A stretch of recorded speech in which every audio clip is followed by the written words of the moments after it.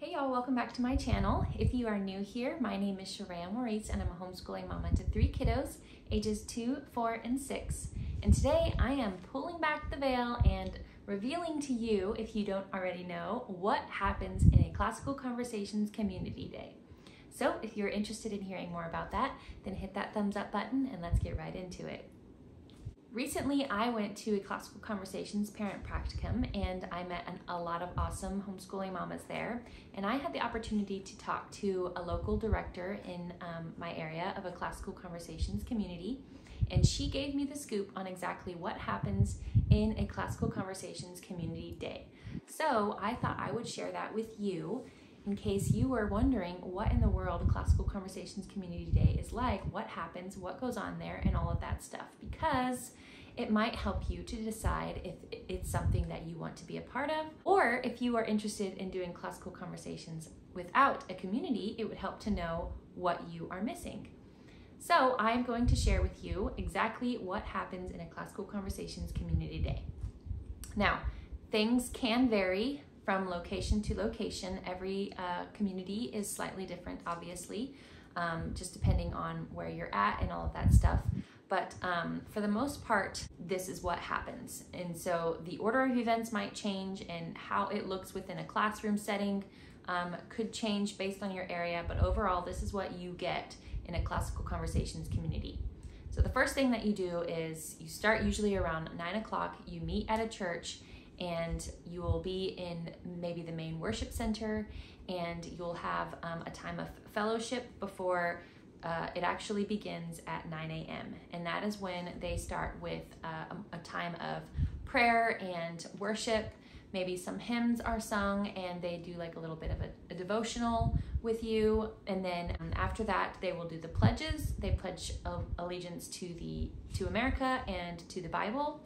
And then there will be some time for a family presentation. One family each week will present together as a family and just talk about their family and exemplify what it means to, you know, have good public speaking skills and all of that stuff to the students. And that is an opportunity for you to get to know more of every family that is in your community.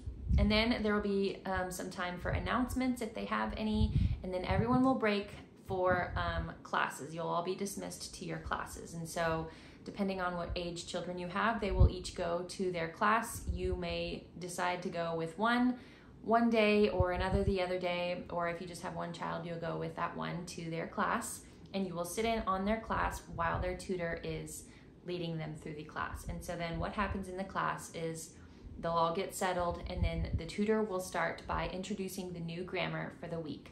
They'll have everything ready for you when you get into your class, and they'll have it either written on a board or displayed somewhere so that everyone can see the new memory work for that week.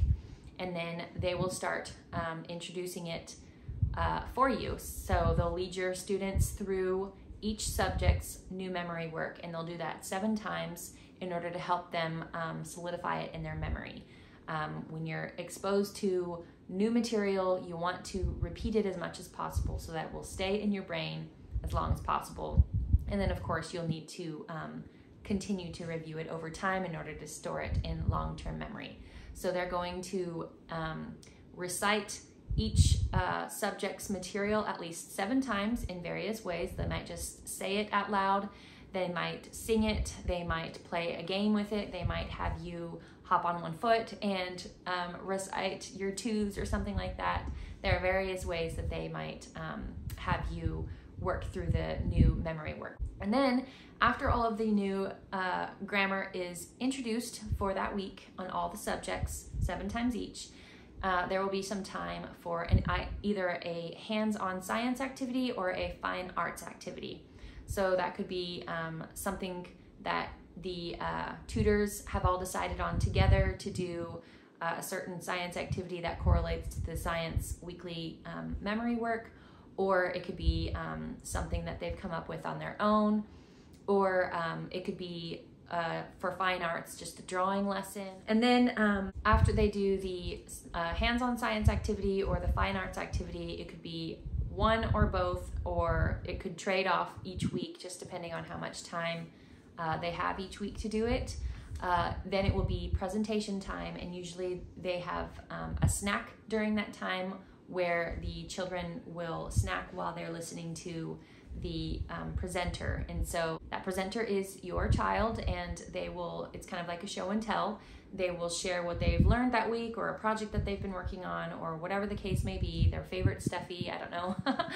And they will present on it. They have at least 2 minutes to practice speaking loudly and clearly and maintaining good eye contact, while the students that are snacking will have an opportunity to practice their listening skills and be listening for any questions that they might have at the end of each presentation. And so the whole class will have time to do that. So 2 minutes each child, that could take quite a while.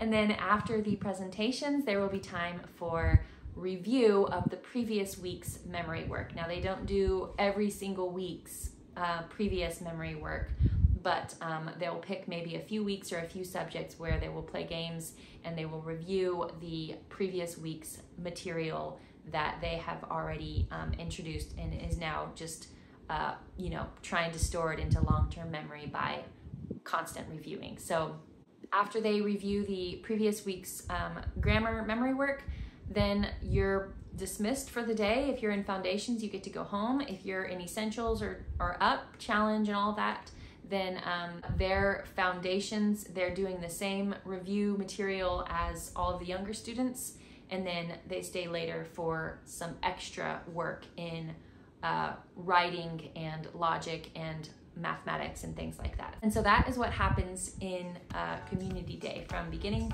to end. There you have it. And so that's it. I hope that this video helped you see what a Community Day is like. If you haven't had a chance to attend one yourself, I hope that this video helped you to kind of see it through my explanation of what a Community Day is like. If you have any questions, be sure and leave them in the comments below.